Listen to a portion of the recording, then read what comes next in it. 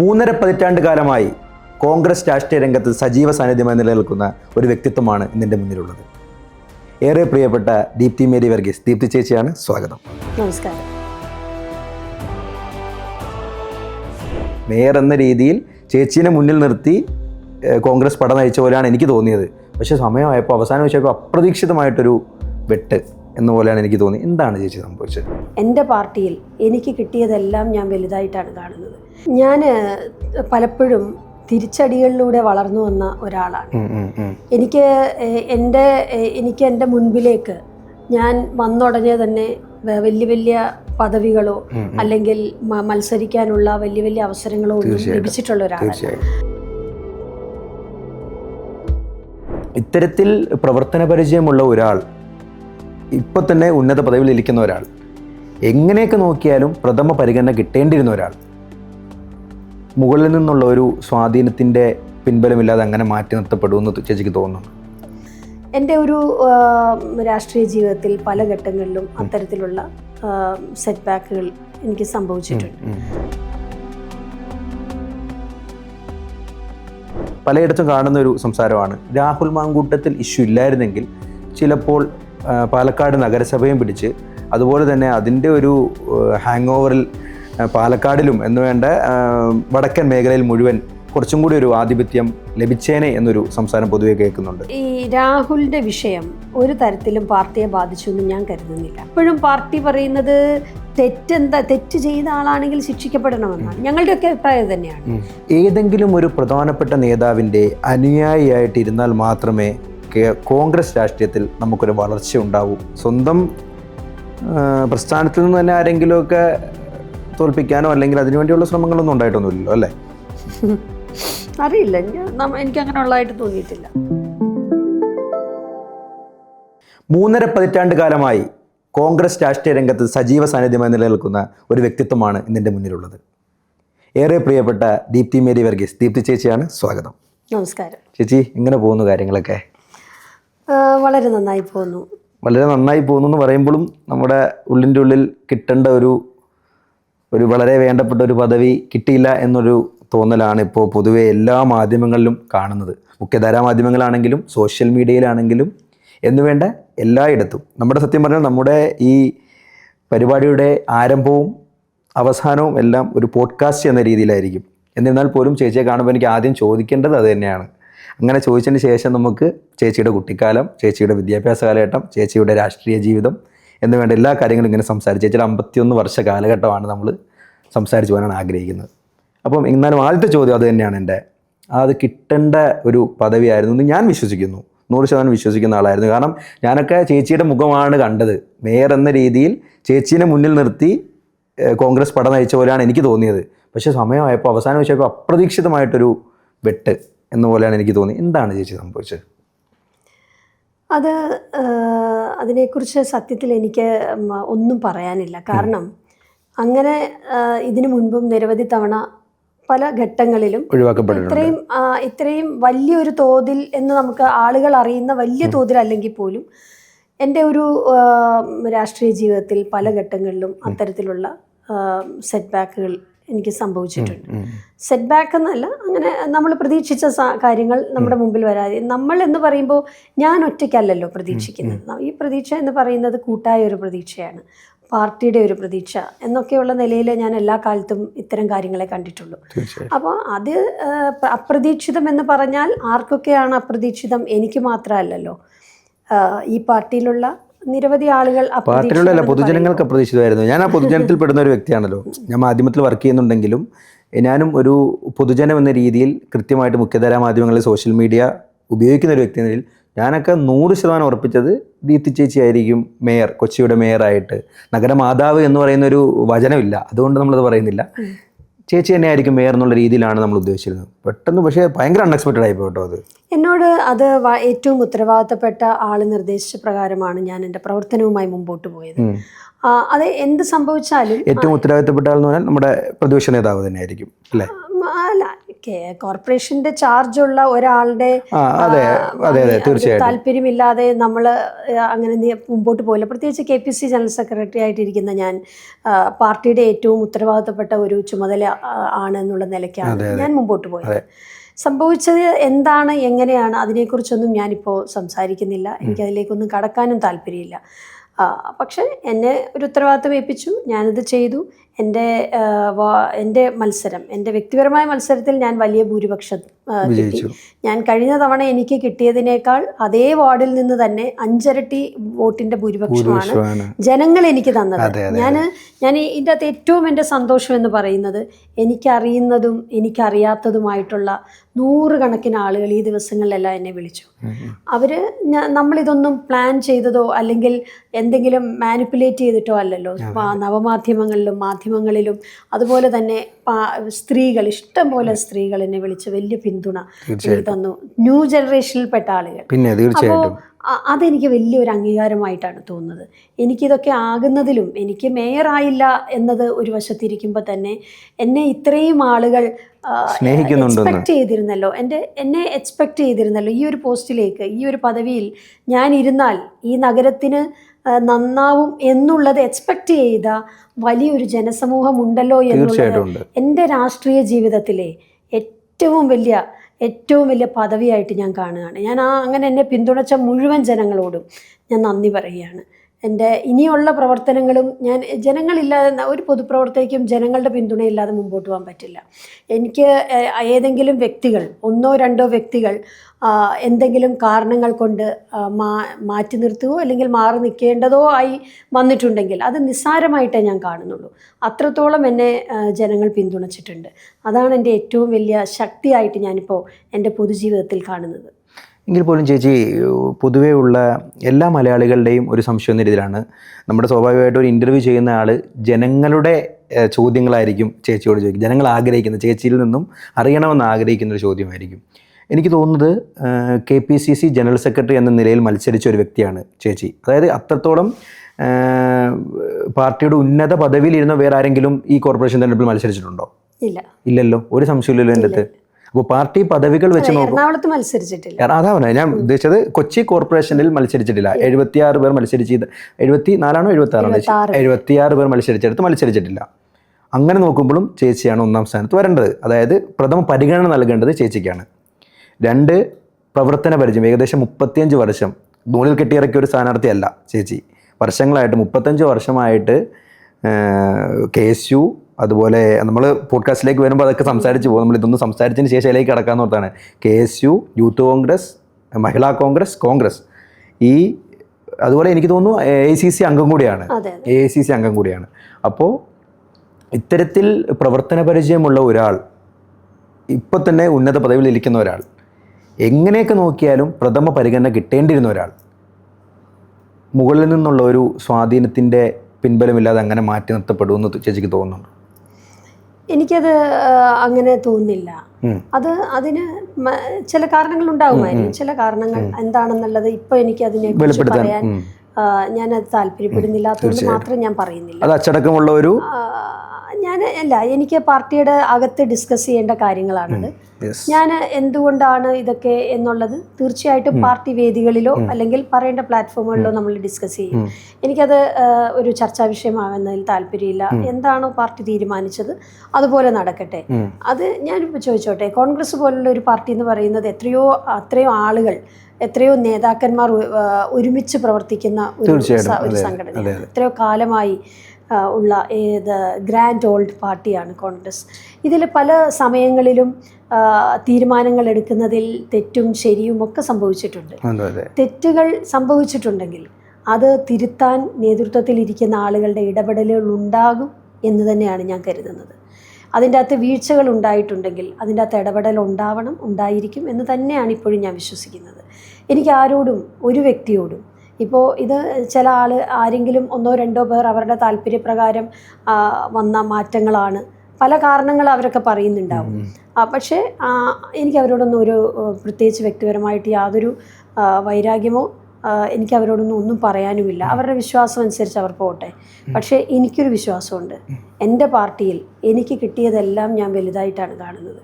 എൻ്റെ അത്രയും പോലും ഈ പാർട്ടിയിൽ സ്ഥാനമാനങ്ങൾ ലഭിക്കാത്ത, അംഗീകാരം ലഭിക്കാത്ത, എന്നേക്കാൾ അധികം ഒരു പക്ഷേ, ഞാൻ 35 വർഷത്തെ കണക്കല്ലേ പറയുന്നുള്ളൂ, 40-50 വർഷം ഇതിൻ്റെ അകത്ത് പ്രവർത്തിച്ചിട്ട് ഒന്നും ആകാൻ പറ്റാതെ, പാർട്ടി പദവിയും കിട്ടിയിട്ടില്ല, മത്സരിക്കാനും പറ്റിയിട്ടില്ല.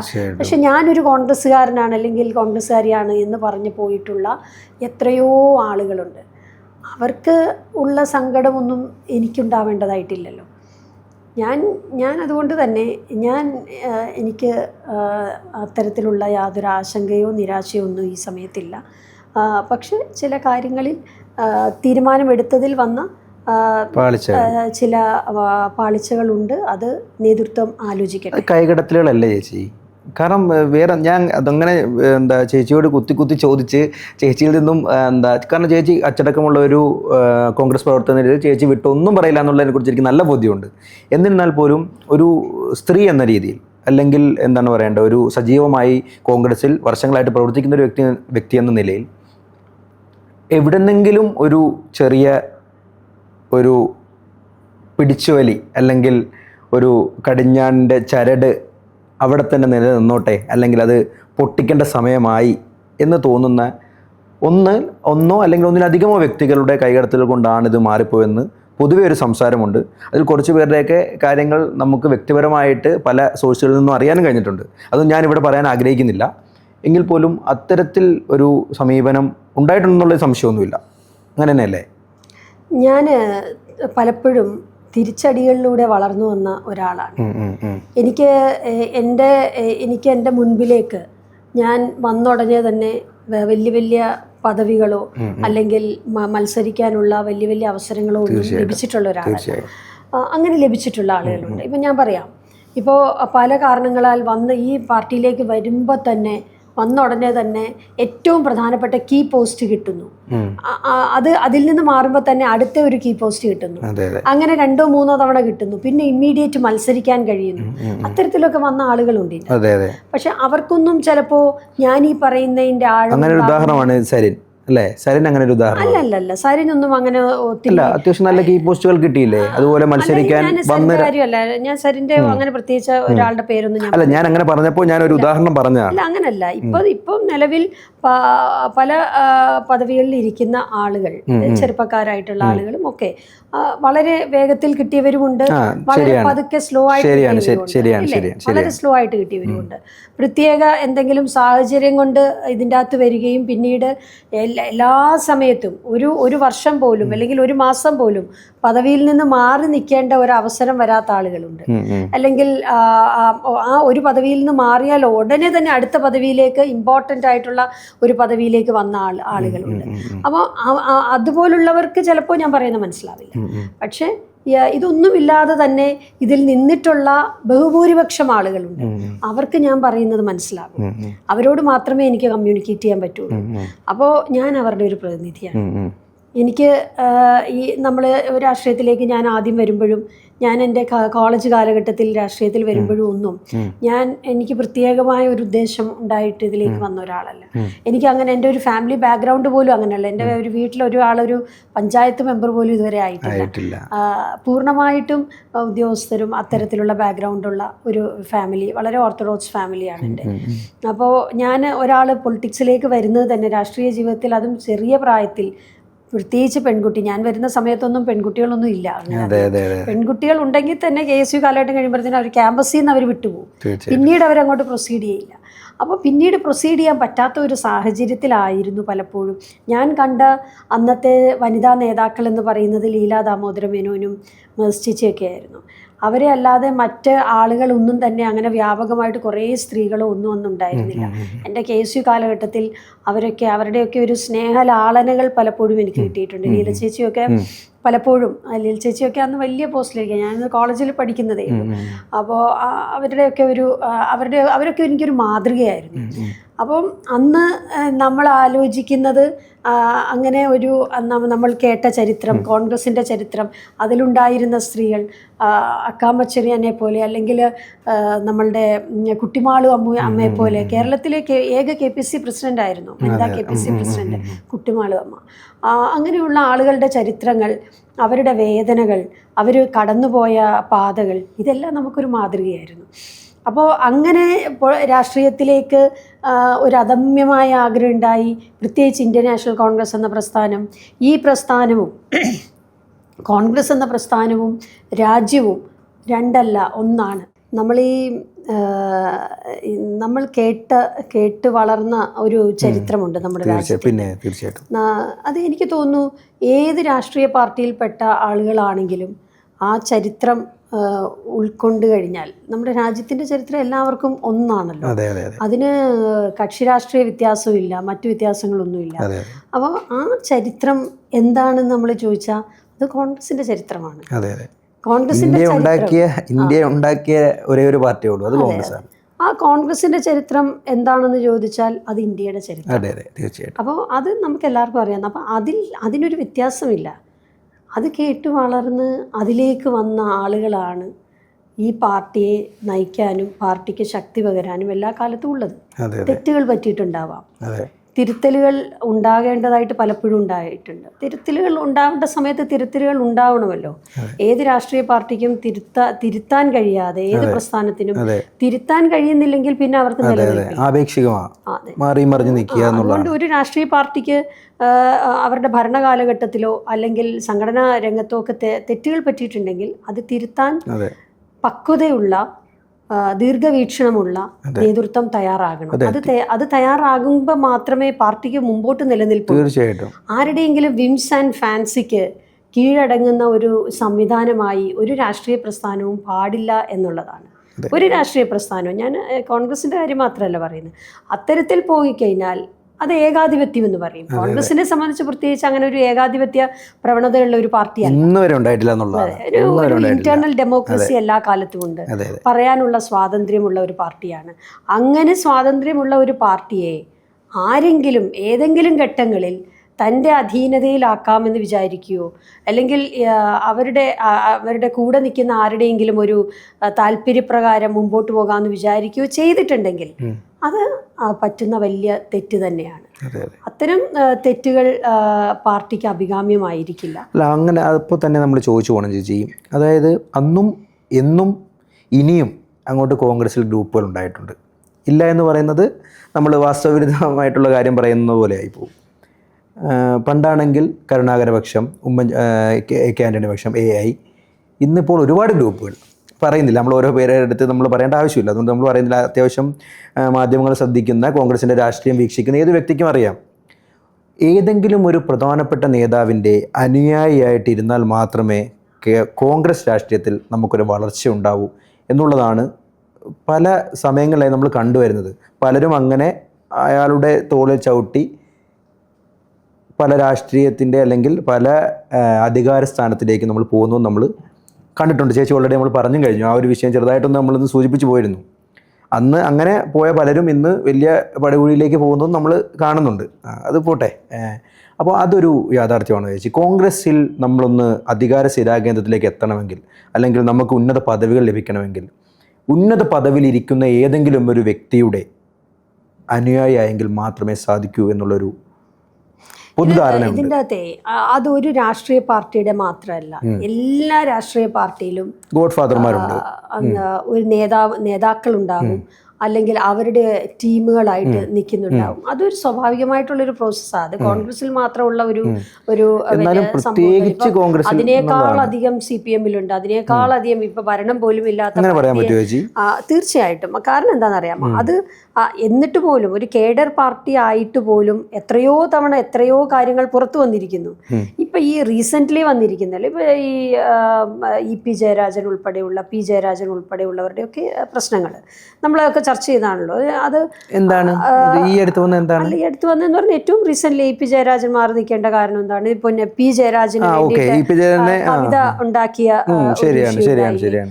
അത് മാത്രമല്ല ഇതിന്റെ CPM-ന്റെ ഉള്ളിൽ തന്നെ CPM-ൻ്റെ ഉള്ളിൽ തന്നെ നിലവിൽ ഇപ്പോൾ നമ്മുടെ മുൻ മന്ത്രിയായിരുന്ന ആലപ്പുഴ ജില്ലക്കാരനായിരുന്ന മന്ത്രി അദ്ദേഹത്തിൻ്റെ കാര്യത്തിൽ അങ്ങനെ പല ജി സുധാകരൻ്റെ കാര്യത്തിൽ ഉൾപ്പെടെയുള്ള നിരവധി പ്രശ്നങ്ങൾ അതിൻ്റെ അകത്തുണ്ടല്ലോ. വിഭാഗീയതയുണ്ടല്ലോ, പാർട്ടിക്കകത്ത് വിഭാഗീയത ഉണ്ടെന്ന് അവർ തന്നെയാണല്ലോ സമ്മതിച്ചത്. അപ്പോൾ ആ വിഭാഗീയത ഉണ്ടാകുന്നതും ഒരു ഏതെങ്കിലും ഒരു നേതാവിൻ്റെ ആളുകളായി കുറച്ച് പേര് നിൽക്കുന്നതും അതൊക്കെ ഒരു വലിയ പ്രസ്ഥാനങ്ങളിലൊക്കെ അതൊക്കെ സ്വാഭാവികമായിട്ട് ഉണ്ടാകുന്ന കാര്യമാണ്. പക്ഷേ CPM-ൽ നിലവിൽ ഇന്നിപ്പോൾ വിഭാഗീയതയുണ്ടോ? ഇല്ല എന്നുള്ളതാണ് എൻ്റെ അഭിപ്രായം. കാരണം CPM-ൽ രാഷ്ട്രീയം വീക്ഷിക്കുന്ന ഒരാളെന്നിൽ പിണറായി വിജയൻ എന്ന് പറയുന്ന ഒരൊറ്റ അച്ചുതണ്ടിൽ കറങ്ങുന്ന ഒരു പാർട്ടിയായി CPM മാറിയെന്നാണ് കേട്ടോ എനിക്ക് മനസ്സിലാക്കാൻ സാധിച്ചത്. കാരണം പിണറായി വിജയനെതിരെ സംസാരിക്കാൻ ഒരു വാക്കോ അല്ലെങ്കിൽ സംസാരിക്കാൻ ഒരു വ്യക്തിയോ ഇന്ന് കേരള രാഷ്ട്രീയത്തിൽ CPM-നകത്തില്ല. അതിന്റെ അർത്ഥം വിഭാഗീയത ഇല്ലെന്നല്ല, പാർട്ടി ഏകാധിപത്യത്തിലേക്ക് പോയി. അതുകൊണ്ടാണ് ഞാൻ പറഞ്ഞത് വിഭാഗീയത ഉണ്ടായത്. എനിക്ക് തോന്നുന്നത് VS പിണറായി സമയത്തായിരുന്നു. അന്ന് പിണറായിക്കെതിരെ സംസാരിക്കാൻ ഒരു ശബ്ദമുണ്ടായിരുന്നു VS എന്ന രീതിയിൽ. ഇന്ന് ആരുമില്ല എന്നുള്ളതാണ് ഇന്നത്തെ രാഷ്ട്രീയം എന്നാണ് എനിക്ക് മനസ്സിലാക്കാൻ സാധിക്കുന്നത്. ഞാൻ ചോദിക്കുന്നത് ഇപ്പോ EP ജയരാജനെ മാറ്റി ഗോവിന്ദൻ മാഷ് സെക്രട്ടറി മാറുന്നു. ഇപ്പം ശിവൻ സൂചിപ്പിച്ച പോലെ തന്നെ പിണറായി വിജയൻ എന്ന വ്യക്തി അദ്ദേഹം പറയുന്നതിനപ്പുറം മന്ത്രിമാർക്കോ മറ്റുള്ള സംഘടനയിലുള്ള മറ്റുള്ളവർക്കോ ഒന്നും പറയാൻ കഴിയാതിരിക്കുക എന്ന് പറഞ്ഞാൽ വിഭാഗീയതയേക്കാൾ വലിയ അപകടമാണത്. വിഭാഗീയത എന്ന് പറയുന്നത് ചില അഭിപ്രായങ്ങൾ ഉണ്ടാകുന്നത് അല്ലെങ്കിൽ ഏതെങ്കിലും ഒരു 2-3 നേതാക്കളുടെ നേതൃത്വത്തിൽ ഉണ്ടാകുന്ന അഭിപ്രായങ്ങളും അഭിപ്രായ വ്യത്യാസങ്ങളും ഒക്കെ ആയിരിക്കുമല്ലോ. അതിനേക്കാൾ എത്രയോ ഭീകരമാണ് ഏകാധിപത്യം എന്ന് പറയുന്നത്. നമ്മളിപ്പോ ദക്ഷിണ കൊറിയയിലെ കാര്യം പറയുന്ന പോലെ അങ്ങനെയാണെങ്കിൽ CPM-ലെ താങ്കൾ പറയുന്ന പോലെ ആണെങ്കിൽ അതിൻ്റെ അകത്ത് CPM-ൽ ഇപ്പോൾ ഏകാധിപത്യമാണ്. അത് തന്നെയാണല്ലോ നമ്മൾ കണ്ടുകൊണ്ടിരിക്കുന്നതും. അതാണല്ലോ കണ്ടുകൊണ്ടിരിക്കുന്നത്. ചോദ്യം ചെയ്യപ്പെടാത്ത ഒരാളായി മാറുന്നു അദ്ദേഹത്തോടൊപ്പം. നിരവധിയായ രാഷ്ട്രീയ വിഷയങ്ങളിൽ അഭിപ്രായം പറയാൻ പോലും പറ്റാത്ത മന്ത്രിസഭയിലെ മറ്റു മന്ത്രിമാർ ആണല്ലോ ഉള്ളത്. ഇപ്പോൾ എന്തിനേറെ പറയുന്നു, കൂടെയുള്ള പ്രധാനപ്പെട്ട ഘടകകക്ഷിയായ CPIക്ക് പോലും കൃത്യമായിട്ടൊരു നിലപാട് പറയാൻ സാധിക്കുന്ന, നിലപാട് പറഞ്ഞിട്ട് അവർക്ക് ആ നിലപാടിൽ നിന്ന് പുറകോട്ട് പോകേണ്ട സാഹചര്യം വരെ ഉണ്ടാകുന്നു. ഘടകകക്ഷി എന്നുള്ള നിലയ്ക്ക് CPI എത്രയോ പ്രശ്നങ്ങളിൽ ഇപ്പോൾ PM ശ്രീ പോലെയുള്ള പ്രശ്നങ്ങൾ ഉൾപ്പെടെയുള്ള റീസെൻ്റ്ലി വന്ന എല്ലാ പ്രശ്നങ്ങളിലും അവരുടെ അഭിപ്രായം വ്യത്യസ്തമായ അഭിപ്രായമാണ് പറയുന്നത്. പക്ഷേ അതിൻ്റെ അകത്തൊരു ഏകോപനം ഇല്ലാത്ത സാഹചര്യമാണ് നിലവിലുള്ളത്. അപ്പം ഞാൻ പറഞ്ഞു വന്നത് ഈ ഗ്രൂപ്പ് എന്ന് പറയുന്നത് ഏതെങ്കിലും ഒരു സംവിധാനത്തിൽ മാത്രമല്ല, എല്ലാ പ്രസ്ഥാനങ്ങളിലും ഉണ്ടാകും. പിന്നെ കോൺഗ്രസിനെ സംബന്ധിച്ച് നമ്മളത് തുറന്ന് സമ്മതിക്കും, ഇവിടെ ഗ്രൂപ്പ് ഉണ്ടായിരുന്നു എന്നുള്ളത് നമ്മൾ അങ്ങ് തുറന്ന് സമ്മതിക്കും എന്നത് മാത്രമേ ഉള്ളൂ വ്യത്യാസം. കണ്ണടച്ചിട്ടാക്കാൻ ഉദ്ദേശിക്കുന്നില്ല, ഉണ്ട് എന്നുള്ളത് തന്നെയാണ്. പക്ഷെ അന്ന് 2 ഗ്രൂപ്പേ ഉള്ളായിരുന്നുവെങ്കിൽ AI എന്ന് പറയുന്ന 2 ഗ്രൂപ്പിൻ്റെ പുറകിലായി ഇങ്ങനെ നേതാക്കൾ അണിനിരക്കുന്ന ഒരു സാഹചര്യമായിരുന്നു. ഇന്ന് ഉമ്മൻചാണ്ടി മരണപ്പെട്ടു പോയി, അതുപോലെ കരുണാകരൻ സാറും മരണപ്പെട്ടു പോയി. ഉമ്മൻചാണ്ടി സാറും കരുണാകരൻ സാറും മരണപ്പെട്ടു പോയി കഴിഞ്ഞപ്പോൾ അതിൻ്റെ സത്യം പറഞ്ഞാൽ ഐയുടെ ഏകദേശം എനിക്ക് തോന്നുന്നു രമേശ് ചെന്നിത്തല സാറിൻ്റെ കയ്യിലേക്ക് ഏകദേശം മുഴുവൻ അച്ചുതണ്ട് കിട്ടി. എന്നാൽ വിഭാഗത്തിന് ഇന്ന് ഇപ്പോൾ നാഥനില്ല കളരി പോലെ ഇങ്ങനെ നിൽക്കുകയാണ്. അപ്പോൾ അതിന് പകരമായിട്ട് ഇപ്പോൾ നിലവിൽ ഒരു സമയത്ത് K സുധാകര പക്ഷം ഉണ്ടായിരുന്നു, ഇപ്പോൾ VD സതീശൻ പക്ഷം, ഇപ്പോൾ അതിനേക്കാൾ വലിയ രീതിയിൽ KC വേണുഗോപാൽ പക്ഷം എന്ന രീതിയിൽ ഇടയ്ക്കൊരു ശശി തരൂർ പക്ഷം ഉണ്ടായിരുന്നു. ഇങ്ങനെ ഒരുപാട് പക്ഷങ്ങളായിട്ട് ഇങ്ങനെ ചേരിതിരിഞ്ഞ് നിൽക്കുന്ന പോലെയാണ് ഇപ്പോൾ കോൺഗ്രസിൻ്റെ രാഷ്ട്രീയം പോകുന്നതായിട്ടാണ് ഒരു മാധ്യമപ്രവർത്തനത്തിൽ എനിക്ക് മനസ്സിലാക്കാൻ സാധിക്കുന്നത്. ഒരു കോൺഗ്രസിന് ഇഷ്ടപ്പെടുന്ന ഒരു വ്യക്തി എന്ന രീതിയിൽ നിന്നും കൂടി ഞാൻ കൂട്ടിച്ചേർക്കുന്നു. നിലനിൽക്കണം, ഈ പാർട്ടി ഇവിടെ മരണപ്പെട്ടു പോകരുത് എന്ന് വിശ്വസിക്കുന്ന ഒരു വ്യക്തി എന്ന രീതിയിൽ ഇങ്ങനെ 4, 5, 6 ഗ്രൂപ്പായി ഇങ്ങനെ നിന്നാൽ അത് പാർട്ടിക്ക് ഗുണം ചെയ്യുമോ അതോ ദോഷമായിരിക്കും? അല്ല, നമ്മളിപ്പോൾ ഈ പറയുന്നത് പോലുള്ള ഒരു ശക്തമായ ഗ്രൂപ്പ് പോലോ പ്രശ്നമൊന്നും ഇപ്പോൾ പാർട്ടി വെളിയിൽ കാണുന്നില്ല എന്നുള്ളത് യാഥാർത്ഥ്യമാണ്. അപ്പോൾ അങ്ങനെ ഒരു വലിയൊരു ഗ്രൂപ്പ് പോരില്ല. പക്ഷേ തിരുത്തപ്പെടേണ്ടതായിട്ടുള്ള എന്തെങ്കിലും കാര്യങ്ങൾ അതിൻ്റെ അകത്തുണ്ടെങ്കിൽ അത് തിരുത്തപ്പെടേണ്ടതായിട്ട് തന്നെയുണ്ട്. അതിനുവേണ്ടിയാണല്ലോ പാർട്ടി ഒറ്റക്കെട്ടായി. ഇപ്പോൾ ദാ ഞങ്ങൾക്ക് വയനാട് മിഷൻ 2026 എന്ന് പറയുന്ന ക്യാമ്പ് 4-5 തീയതികളിൽ നടക്കുകയാണ്. ഞങ്ങൾ കൂട്ടായിട്ട് ഒരുമിച്ചൊരു അതിൻ്റെ അകത്ത് എങ്ങനെയാണ് പ്രവർത്തിക്കേണ്ടത് എന്നുള്ളത് BC ഭാരവാഹികൾ, രാഷ്ട്രീയകാര്യ സമിതി അംഗങ്ങൾ എല്ലാവരും കൂടി ചേർന്ന് ആ ഒരു ക്യാമ്പിൽ ആലോചനയുണ്ടാവും. ആ പ്രവർത്തനമൊക്കെ ഒറ്റക്കെട്ടായി തന്നെ ആയിരിക്കും മുമ്പോട്ട് പോകുന്നത്. തദ്ദേശ തെരഞ്ഞെടുപ്പിലും ജനങ്ങൾ ആഗ്രഹിച്ചതും കോൺഗ്രസിനെയാണ്. അതിന് തക്കവണ്ണമുള്ള പ്രവർത്തനവും കോൺഗ്രസിൻ്റെ സർക്കാരിൻ്റെ ഭാഗത്ത് നിന്നുണ്ടായിട്ടുണ്ട് എന്ന് തന്നെയാണ് കരുതുന്നത്. എല്ലാം ചെയ്യുമ്പോഴും എവിടെയെങ്കിലും തെറ്റുകൾ സംഭവിച്ചിട്ടുണ്ടെങ്കിൽ അത് നേതൃത്വം കൂടിയാലോചിച്ച് തീരുമാനങ്ങൾ തിരുത്തപ്പെടേണ്ടതുണ്ടെങ്കിൽ തിരുത്തണം എന്നുള്ളത് നേതൃത്വം. ഞാൻ പറഞ്ഞല്ലോ നേരത്തെ, ഒരു പക്വതയുള്ള നേതൃത്വത്തിൻ്റെ, ഇനിയും കോൺഗ്രസ് കാലങ്ങളോളം ഈ രാജ്യത്ത് നിലനിൽക്കണം എന്ന ആഗ്രഹമുള്ള നേതൃത്വമാണെങ്കിൽ അവരത് ചെയ്യേണ്ടതാണ്.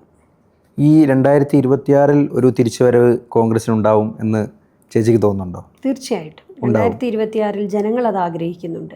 അതിന്റെ ഒരു സിംബലായിരുന്നു ഈ തദ്ദേശ തെരഞ്ഞെടുപ്പിന്റെ ആഗ്രഹമാണല്ലോ നടപ്പിലാവുക. ഇപ്പോൾ തദ്ദേശ തെരഞ്ഞെടുപ്പിൽ അവർ വളരെ കൃത്യമായി ജനങ്ങളത് കാണിച്ചു തന്നല്ലോ, കോൺഗ്രസ് തിരിച്ചു വരണമെന്നുള്ളത്. കഴിഞ്ഞ 10 വർഷക്കാലത്തെ ഭരണം എടുത്തു നോക്കിക്കഴിഞ്ഞാൽ സാധാരണക്കാരന് ജീവിക്കാൻ കഴിയാത്ത ഒരു അന്തരീക്ഷം കേരളത്തിലുണ്ടായി.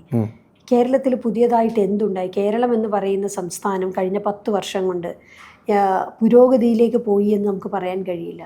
ഇവിടുത്തെ ഏറ്റവും പ്രധാനപ്പെട്ട ഇൻഫ്രാസ്ട്രക്ചർ രംഗത്ത് പോലും ഒരു ഇപ്പോൾ റോഡുകളുടെ പണിയാണെങ്കിലും ദേശീയപാതയൊക്കെ വളരെ നല്ല രീതിയിൽ നടക്കുന്നില്ലേ? ദേശീയപാത പണിയുന്നത് പൊളിഞ്ഞു പോവുമായിരുന്നല്ലോ.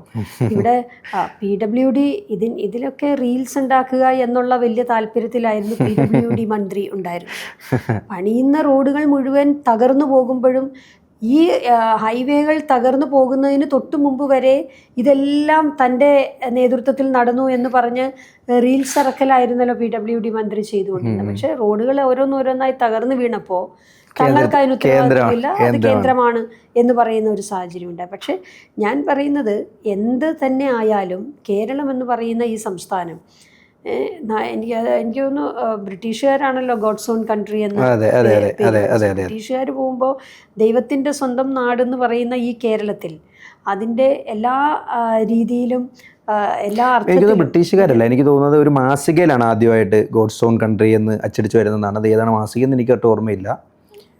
അങ്ങനെയാണെന്നാണ് എൻ്റെ ഒരു ഓർമ്മ. ചിലപ്പോൾ ചേച്ചി പറഞ്ഞതാവാം, എനിക്കതിന് കൃത്യമായിട്ടൊരു ഇതില്ല. എന്ത് തന്നെയാണെങ്കിലും ദൈവത്തിൻ്റെ സ്വന്തം നാട് എന്ന് കേരളത്തെ പറയുന്നതിന് ഇതിൻ്റെ ജോഗ്രാഫിക്കലി ഉള്ള കിടപ്പ് കൊണ്ട് മാത്രമല്ല പറയുന്നത്. ഇവിടുത്തെ ആളുകളുടെ വിദ്യാഭ്യാസം, ഇവിടുത്തെ ആളുകളുടെ സംസ്കാരം, ഇവിടുത്തെ ആളുകളുടെ ചിന്താശക്തി, നിലപാടുകൾ, ഇതെല്ലാ കാര്യവും എല്ലാം കൂടി ഒരുമിച്ചാണ് കേരളം എന്ന സംസ്ഥാനമാകുന്നത്. അല്ലാതെ ഒരു ഭൂപ്രദേശം മാത്രമല്ല. ഇവിടുത്തെ ഒരു സോഷ്യൽ സിറ്റുവേഷൻ, സോഷ്യലി ഉള്ള സാമൂഹ്യ അന്തരീക്ഷം എന്ന് പറയുന്നത് അതും കൂടിയാണ് ഗോഡ്സ് ഓൺ കൺട്രി എന്ന് പറയിപ്പിക്കുന്നത്. ജിയോഗ്രാഫിക്കലി മാത്രമാണെന്ന് ഞാൻ കരുതുന്നില്ല. ജിയോഗ്രാഫിക്കലി ആണെങ്കിൽ പോലും നമുക്ക് എല്ലാ തരത്തിലുള്ള നമ്മുടെ ഹൈ റേഞ്ചും അതുപോലെ തന്നെ കടൽ തീരപ്രദേശവും എല്ലാമുള്ള ഒരു സമഗ്രമായി ഇന്ത്യയുടെ മുഴുവൻ, സത്യം പറഞ്ഞാൽ ഇന്ത്യയുടെ മുഴുവൻ ഭൂപ്രദേശങ്ങളുടെ മുഴുവൻ സൗന്ദര്യവും ഒത്തൊരുമിച്ച് നിൽക്കുന്ന ഒരു സംസ്ഥാനമാണ് കേരളം. അപ്പോൾ ആ കേരളത്തെ അതിൻ്റെ ഇൻഫ്രാസ്ട്രക്ചർ, ഇവിടുത്തെ ആളുകളുടെ ഉന്നമനം, അവരുടെ സാമൂഹ്യ ജീവിതത്തിലുള്ള ഉന്നമനം, അത്തരം കാര്യങ്ങളിലൊക്കെ ക്ഷേമ പദ്ധതികൾ, ഇപ്പം നമുക്കറിയാം ഗവൺമെൻറ് ക്ഷേമ പദ്ധതികളൊക്കെ കൊടുത്തിരുന്നത് മുഴുവൻ ഇല്ലാതായി, കഴിഞ്ഞ 10 വർഷം കൊണ്ട് ഇല്ലാതായി. ഇവിടെ ജാതി വ്യവസ്ഥിതി എന്ന് പറയുന്നത് വലിയ ശക്തമായി ഒരിക്കലും വരില്ല എന്ന് കരുതിയ കേരളത്തിൽ ആ ജാതി വ്യവസ്ഥിതി എന്ന് പറയുന്നത് വീണ്ടും തിരിച്ചു വരികയാണ്. തീർച്ചയായിട്ടും മതം. അപ്പോൾ അത് നമ്മുടെ അത് നമ്മളിപ്പം ഈ ഒരു ടോപ്പിക്ക് ചേച്ചി സംസാരിച്ച സ്ഥിതിക്ക് ഇതും കൂടി സംസാരിച്ച് തന്നെ പോകണം. ചേച്ചിയുടെ മേയർ സ്ഥാനം സ്വാഭാവികമായിട്ടും ചേച്ചി എനിക്കൊന്ന് മാർത്തോമ വിഭാഗത്തിൽപ്പെടുന്നതാണ്. അതുപോലെ ചേച്ചി വിവാഹം കഴിച്ചിരിക്കുന്നത് ഹൈന്ദവ കുടുംബത്തിൽ നിന്നാണ് എന്നതുകൊണ്ട് അങ്ങനെ ഒരു പരക്കെ ആക്ഷേപം പല സോഷ്യൽ മീഡിയ പ്ലാറ്റ്ഫോമുകളിൽ ഞാൻ കണ്ടു. അതിൻ്റെ അടിയിൽ കമൻറ്റുകളായിട്ടും, അത് 1-2 പേരല്ല, അതും കൃത്യമായിട്ടുള്ള ഹാൻഡിലുകളിൽ, അല്ലാതെ ഫേക്ക് ഹാൻഡിലുകളിലല്ല, കൃത്യമായിട്ട് ഒറിജിനൽ പ്രൊഫൈലിൽ നിന്നും പലരും എഴുതിയിടുന്നുണ്ട്. ചേച്ചിക്ക് അവകാശപ്പെട്ടത് മതം എന്ന് പറയുന്ന ഒരു സിംബോളിക് ആയിട്ടുള്ള ഒരു ഇതുകൊണ്ട് മാത്രം മാറ്റിയെടുത്തപ്പെട്ടു. മറ്റൊരു മതവിഭാഗത്തിന് കൃത്യമായിട്ട് പറയുകയാണെങ്കിൽ ലത്തീൻ കത്തോലിക്ക വിഭാഗത്തിൽ നിന്ന് തന്നെ വരണം എന്ന രീതിയിലൊരു ഇത് വന്നതിന് അതിന് എന്താ പറയുക, കോൺഗ്രസ് അടിമപ്പെട്ട് അവർക്ക് വേണ്ടി ഒരു വ്യക്തിയെ മുന്നിൽ നിർത്തി മേയറാക്കി എന്ന രീതിയിൽ 2 പേരെയും ആ വിഭാഗത്തിൽ നിന്ന് തന്നെയാണ് തോന്നുന്നു 2 പേരും ആയിരിക്കുന്നത്. അപ്പോൾ ആ 2 പേരെ അങ്ങനെ ആക്കുന്നൊരു സാഹചര്യം. അപ്പോൾ ഈ മതം എന്ന് പറയുന്നത് വലിയൊരു ഒരു എന്താ പറയുക, കോൺഗ്രസിനെ വിഴുങ്ങുന്ന ഒരു സംഗതിയായിട്ട് മാറുകയാണോ എന്നൊരു ചോദ്യമാണ്. അതുപോലെ തന്നെ നമുക്ക് വേണേൽ കൂട്ടുവായിക്കാൻ പറ്റുന്ന ഒരു കാര്യമാണ് KPCC പ്രസിഡന്റ് ആയത് RC റോമൻ കത്തോലിക്കൻ വിഭാഗത്തിൽ നിന്നാകണം. അതുപോലെ ഷാഫി പറമ്പിൽ സ്ഥാനാർത്ഥിയായത് മുസ്ലിം ആയതുകൊണ്ടാണ്, അതായത് ഒരു മുസ്ലിം ബാധ്യതയെങ്കിലും. അപ്പോൾ അത്തരത്തിലൊരു എന്താ പറയുക കമ്മ്യൂണൽ ഇക്വേഷൻ ഉണ്ടാക്കാൻ വേണ്ടി കോൺഗ്രസ് ഈ പെടാപ്പാട് പെടേണ്ട കാര്യമുണ്ടോ? അതിൻ്റെ അകത്ത് മേയറുടെ കാര്യം അവിടെ നിൽക്കട്ടെ, അതിനെക്കുറിച്ച് ഞാനിപ്പോൾ ഒന്നും കമൻറ്റ് ചെയ്യുന്നില്ല. പക്ഷേ ഞാൻ പാർട്ടിയുടെ കാര്യം പറയും. കോൺഗ്രസിനെ പോലെ സെക്യുലർ ചിന്തയുള്ള മറ്റൊരു രാഷ്ട്രീയ പ്രസ്ഥാനം ഒരിക്കലുമില്ല. ഞാൻ അതിലേതെങ്കിലും ഒന്നോ രണ്ടോ വ്യക്തി എന്തെങ്കിലും ചെയ്തിട്ടുണ്ടെങ്കിൽ പറഞ്ഞിട്ടുണ്ടെങ്കിലുള്ള കാര്യമല്ല ഞാൻ പറയുന്നത്. കോൺഗ്രസ് എന്ന പ്രസ്ഥാനത്തിന് മാത്രമേ ഇൻക്ലൂസീവ് സെക്യുലറിസം എന്ന് പറയുന്ന ഐഡിയോളജി ഈ രാജ്യത്ത് നടപ്പിലാക്കാൻ കഴിയുള്ളൂ. അതിന് ഇപ്പോഴും ശക്തിയുള്ള ഒരേ ഒരു പ്രസ്ഥാനം കോൺഗ്രസ് ആണെന്നുള്ള കാര്യത്തിൽ ഒരു സംശയവും വേണ്ട. അപ്പോൾ എന്താണ് ഈ ഇൻക്ലൂസീവ് സെക്യുലറിസം? കമ്മ്യൂണിസ്റ്റ് പാർട്ടി പറയുന്ന മതനിരപേക്ഷതയും കോൺഗ്രസ് പറയുന്ന സെക്യുലറിസം മതേതരത്വവും തമ്മിൽ വലിയ വ്യത്യാസമുണ്ട്.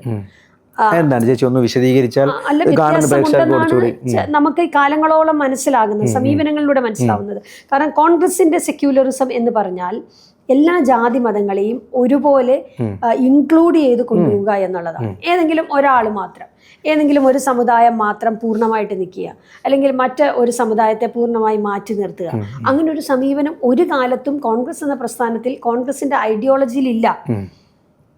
ഞാൻ അപ്പോഴും പറയുകയാണ്, ആരെങ്കിലും അതിന് അത്തരം കാര്യങ്ങളിൽ തെറ്റായി തീരുമാനിച്ചിട്ടുണ്ടെങ്കിൽ, ചെയ്തിട്ടുണ്ടെങ്കിൽ അത് ആ വ്യക്തിയുടെ മാത്രം പ്രശ്നമാണ്. ഒന്നോ രണ്ടോ വ്യക്തികൾ ചെയ്തിട്ടുണ്ടെങ്കിൽ അത് ആ വ്യക്തികളുടെ മാത്രം പ്രശ്നമാണ്. അത് കോൺഗ്രസ് എന്ന പ്രസ്ഥാനത്തിന്റെ തലയിലോട്ട് അടിച്ചേൽപ്പിക്കേണ്ട.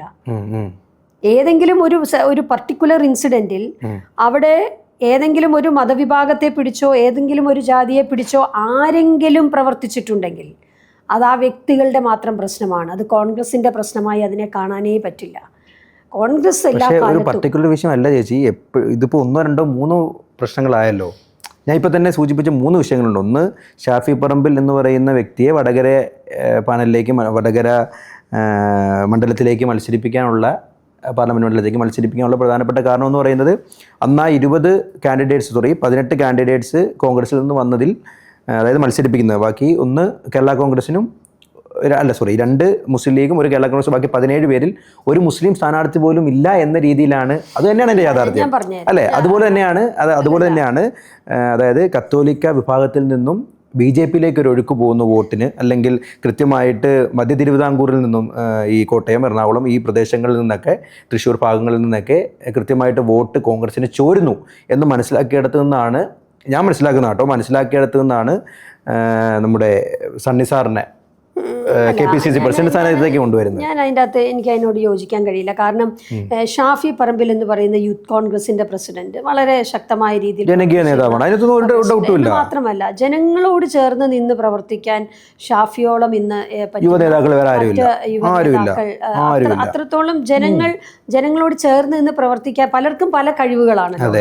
ചിലർക്ക് പ്രസംഗിക്കാനുള്ള കഴിവായിരിക്കും, പക്ഷെ ജനങ്ങളോട് ചേർന്ന് നിന്ന് പ്രവർത്തിക്കാൻ, ഒരു പാർലമെന്ററി രംഗത്ത് അവരെ കൂടെ നിർത്താൻ, അവരോടൊപ്പം നിൽക്കുവാൻ ഒക്കെ കഴിയുന്ന കഴിവുള്ള ഒരാളാണ് ഷാഫി പറമ്പിൽ. അത് കൺസിഡർ ചെയ്തിട്ടാണ് ഷാഫിക്ക് അത് കൊടുത്തിട്ടുള്ളത്. അല്ലെങ്കിൽ പാലക്കാട് നിൽക്കുന്ന ഒരു MLAക്ക് ഇത് കൊടുക്കുക ഏറ്റവും ആപ്റ്റായിട്ടുള്ള ഒരാളാണ് എന്ന് കരുതി തന്നെയാണ് അത് കൊടുത്തിരിക്കുന്നത്. അങ്ങനെ അത്തരത്തിലുള്ള മാറ്റങ്ങളൊക്കെ കഴിഞ്ഞ കാലങ്ങളിലൊക്കെ നമ്മൾ ഇഷ്ടംപോലെ പാർട്ടിയിൽ സംഭവിച്ചിട്ടുമുണ്ട്. പിന്നെ അതുപോലെ തന്നെ ഞാൻ പറഞ്ഞല്ലോ, നമ്മുടെ സെക്യുലറിസം, കോൺഗ്രസിൻ്റെ സെക്യുലറിസം എന്ന് പറയുന്നത് എല്ലാ വിഭാഗങ്ങളും ഉണ്ടാകണം എന്നുള്ളതാണ്. എല്ലാ വിഭാഗത്തിൽ നിന്നും ഉണ്ട്. കോൺഗ്രസിന്റെ ഒരു പ്രത്യേകത എന്താണെന്ന് അറിയില്ലേ? നേതൃത്വ ബാഹുല്യമാണ്. നേതൃത്വത്തിലേക്ക് വരാൻ നിരവധി ആളുകളുണ്ട് എന്നുള്ളത് കൊണ്ട് എല്ലാ വിഭാഗത്തിൽ നിന്നുമുള്ള ആളുകൾ ഈ പാർട്ടിയിലുണ്ട്. അപ്പം അതിൻ്റെ അകത്ത് തന്നെ ഇപ്പോൾ ഞാൻ പറയാം, ഒരു 5 സമുദായങ്ങൾ എടുത്തു തന്നെ 5 സമുദായത്തിൽ നിന്നും കമ്പീറ്റൻ്റ് ആയിട്ടുള്ള ആളുകൾ കോൺഗ്രസിനുണ്ട് പറയാൻ. തീർച്ചയായിട്ടും. അപ്പോൾ ആ കമ്പീറ്റൻസി ഉള്ള ആളുകളെ എല്ലാം അവിടെ ഇവിടങ്ങളിൽ വയ്ക്കുക എന്നുള്ളതാണ് നമുക്ക് ഒരു പാർട്ടിക്ക് ചെയ്യാൻ കഴിയുന്നത്. ഇത് അത്രയൊരു നിസ്സാരമായ ഒരു ജോലിയൊന്നുമല്ല. ഇത്രയും നേതൃത്വ ബാഹുല്യമുള്ള ഒരു പ്രസ്ഥാനത്തിൽ ആളുകളെ അക്കമഡേറ്റ് ചെയ്യുക എന്ന് പറയുന്നത് തന്നെ വളരെ ശ്രമകരമായ ഒരു ജോലിയാണ്. അപ്പോൾ അത്തരം ശ്രമകരമായ ജോലികൾ ചിലപ്പോൾ ചെയ്യുമ്പോൾ ചില ചെറിയ വീഴ്ചകളോ അല്ലെങ്കിൽ ചെറിയ കാര്യങ്ങളോ ഒക്കെ സംഭവിച്ചെന്നിരിക്കും. അതൊക്കെ സ്വാഭാവികം മാത്രം. അതൊന്നും തിരുത്തപ്പെടാൻ കഴിയാത്ത ഒരു പ്രശ്നമായി കോൺഗ്രസിലുണ്ട് എന്ന് ഞാൻ കരുതുന്നില്ല. അതുപോലെ തന്നെ നമ്മൾ പറഞ്ഞു വെക്കുമ്പോൾ പറയേണ്ട ഒരു കാര്യമാണ്. തദ്ദേശ തെരഞ്ഞെടുപ്പിൽ വലിയ വിജയം ഉണ്ടായി, അതിനകത്തൊന്നും ഒരു ഡൗട്ടും ഇല്ല, വലിയ വിജയമാണ് ഉണ്ടായത്. പക്ഷേ 2010 അത്രയും വലിയ വിജയമല്ല താനും, അല്ലേ? 2010 ഏറ്റവും വലിയ വിജയം, ഈ അടുത്തുണ്ടായിരിക്കുന്ന ഏറ്റവും വലിയ UDF വിജയം ഉണ്ടായിരിക്കുന്നത് 2010.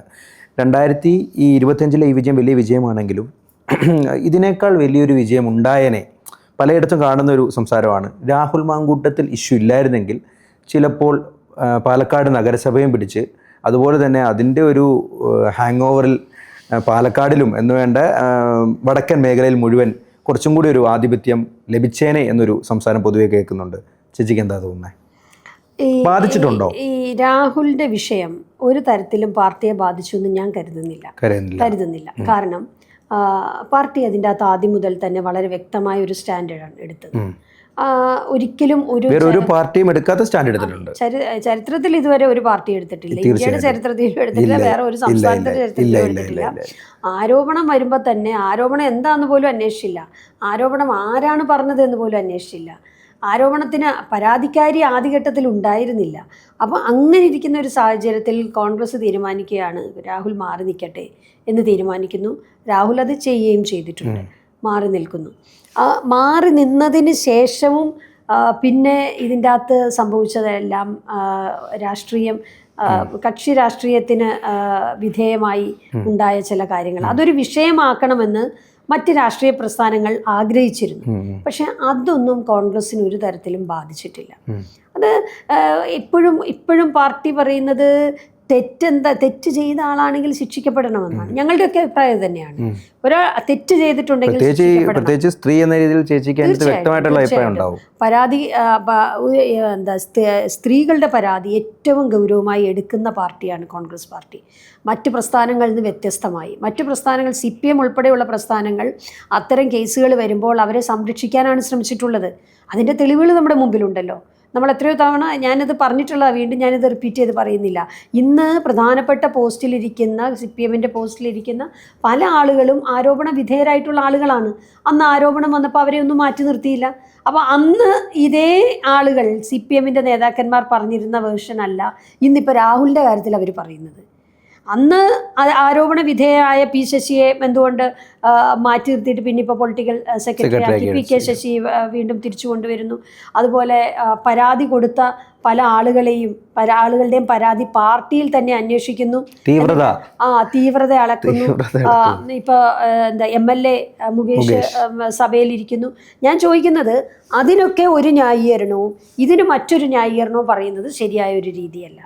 രാഹുലിനെ സംബന്ധിച്ച് അപ്പോൾ ശിവൻ ചോദിച്ചതുപോലെ ഒരർത്ഥത്തിലും കോൺഗ്രസ് പാർട്ടി ഒരു പ്രതിരോധത്തിലായിട്ടില്ല.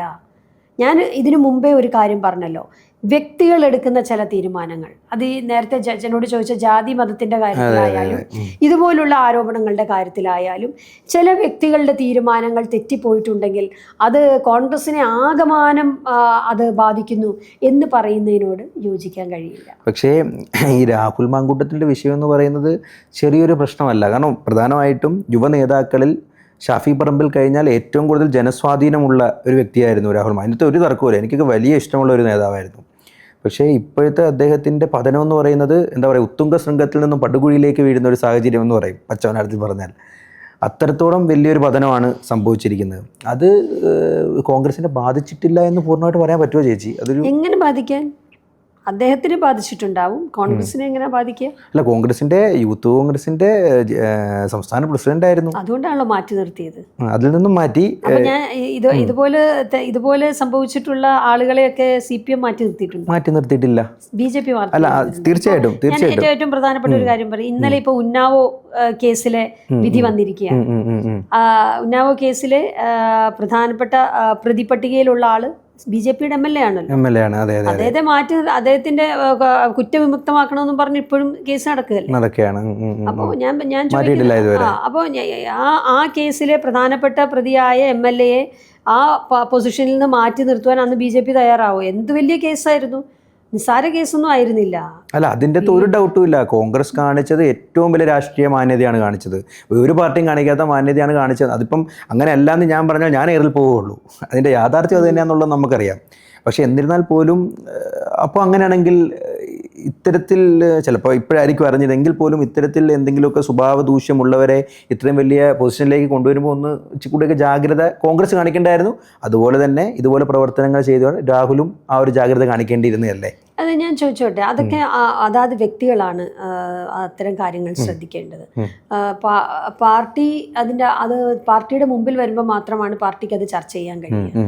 അല്ലാതെ ഒരാളെ കാണുമ്പോൾ തന്നെ ഇയാൾ എന്താണെന്നുള്ളത് ജ്യോതിഷം വെച്ച് ഒന്നും നമുക്ക് നോക്കാനൊന്നും പറ്റില്ലല്ലോ. എത്രയോ ആളുകൾ തെറ്റ് ചെയ്യുന്നുണ്ടാവാം. പിടിക്കപ്പെട്ടവർ ചുരുക്കമായിരിക്കാം, പിടിക്കപ്പെടാത്തവരുണ്ടാവുമായിരിക്കും. സമൂഹത്തിൽ എത്രയോ ആളുകൾ ഉണ്ടാവും. പാർട്ടിയിൽ മാത്രമല്ല, പാർട്ടിയിലും സമൂഹത്തിലും എല്ലാ രംഗങ്ങളിലും പിടിക്കപ്പെടാതെ പോയവർ എത്രയോ പേരുണ്ടാവും. ഇപ്പോഴും പീഡനം അനുഭവിക്കുന്ന ധാരാളം സ്ത്രീകൾ നമ്മുടെ സമൂഹത്തിലുണ്ട് എന്നുള്ളതും കൂടെ ഞാൻ ഈ അവസരത്തിൽ പറയാൻ ആഗ്രഹിക്കുന്നു. എല്ലാ രംഗത്തും പീഡനം എന്ന് പറയുന്നത് ബലാത്സംഗം ചെയ്യുമ്പോൾ സംഭവിക്കുന്ന ഒരു കാര്യം മാത്രമല്ല, മെന്റൽ ടോർച്ചറിങ്ങും പീഡനത്തിന്റെ പരിധിയിൽ വരും.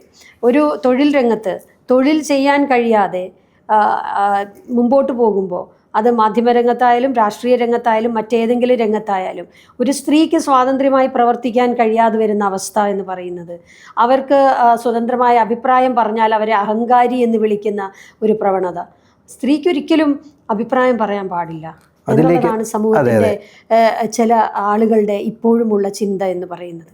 ആ ഒരു മെയിൽ ഷോവനിസം നമ്മുടെ സമൂഹത്തിൽ നിന്ന് മാറിയിട്ടുണ്ടെന്ന് ഞാനിപ്പോഴും കരുതുന്നില്ല. അപ്പോൾ അതുമായിട്ട് ബന്ധപ്പെട്ട് തന്നെ ചേച്ചി ഇതിൽ ഈ ഒരു പോയിന്റിലേക്ക് വന്നതുകൊണ്ട് തന്നെ നമ്മളത് സംസാരിച്ചു പോകണമല്ലോ. ഒരു സ്ത്രീപക്ഷ രാഷ്ട്രീയം അല്ലെങ്കിൽ സ്ത്രീകൾ രാഷ്ട്രീയത്തിലേക്ക് പണ്ട് തീരെ ഇല്ലായിരുന്നു. ഇന്നിപ്പോൾ ഈ റിസർവേഷനും കാര്യങ്ങളൊക്കെ വന്നതുകൊണ്ടാണ് പിന്നെയും അത്യാവശ്യം സ്ത്രീകൾക്ക് മുഖ്യധാര പാർട്ടികളുടെ എല്ലാം പ്രധാനപ്പെട്ട പോസ്റ്റുകളിലേക്ക് എത്താൻ പറ്റുന്നത് ഈ റിസർവേഷൻ ഉള്ളത്. മേയർ പദവിയാണെങ്കിൽ ചേച്ചിക്ക് തോന്നുന്നുണ്ടോ ഈ റിസർവേഷൻ ഇല്ലായിരുന്നു എങ്കിൽ ഒരു സ്ത്രീയെ ഇവിടെ മേയർ പദവിയിലേക്ക് എത്തിക്കുന്ന ഒരു സാഹചര്യം ഒരു പാർട്ടി ഏതെങ്കിലും ഒരു പാർട്ടിക്ക് ഉണ്ടാവുമെന്ന് ചേച്ചിക്ക് ഉറപ്പിച്ച് പറയാൻ പറ്റും? ഒരു പാർട്ടിയിലും ഉണ്ടാവില്ല, ഒരു സംശയമില്ലാത്ത കാര്യമാണ് അത്. അതിന് അപവാദമായി ചില കാര്യങ്ങൾ നമ്മുടെ ചരിത്രത്തിലുണ്ട് കേട്ടോ, കോൺഗ്രസിന്റെ ചരിത്രത്തിലുണ്ട്. അത് ഇന്ദിരാഗാന്ധി, സോണിയാഗാന്ധി, അല്ലെങ്കിൽ ഇന്ദിരാഗാന്ധി സോണിയാഗാന്ധി മാത്രമല്ല, യുപിയുടെ മുഖ്യമന്ത്രിയായിരുന്ന മുൻ മുഖ്യമന്ത്രി ഉണ്ടായിരുന്നു. അതുപോലെ ആദ്യത്തെ മുഖ്യമന്ത്രി, വനിതാ മുഖ്യമന്ത്രി, പേര് പെട്ടെന്ന് ഞാൻ മറന്നുപോയി. പിന്നെ അതുപോലെ തന്നെ ഇപ്പൊ ഷീലാ ദീക്ഷിത് മുഖ്യമന്ത്രിയായിരുന്നു. അങ്ങനെ വിരലിൽ എണ്ണാവുന്നത്, അങ്ങനെ കൂടി പറയണം നമ്മളത്. വെറും വിരലിൽ എണ്ണാവുന്ന ഒരു കുറച്ച് പേരുകളെ അവിടെ ഉള്ളൂ, അത് നമ്മൾ ചിന്തിക്കണം. പിന്നെ പ്രധാനമായിട്ടും നമ്മൾ പറയേണ്ട CPM-ന്റെ അവസ്ഥ അതിനേക്കാൾ ദയനീയമാണ്.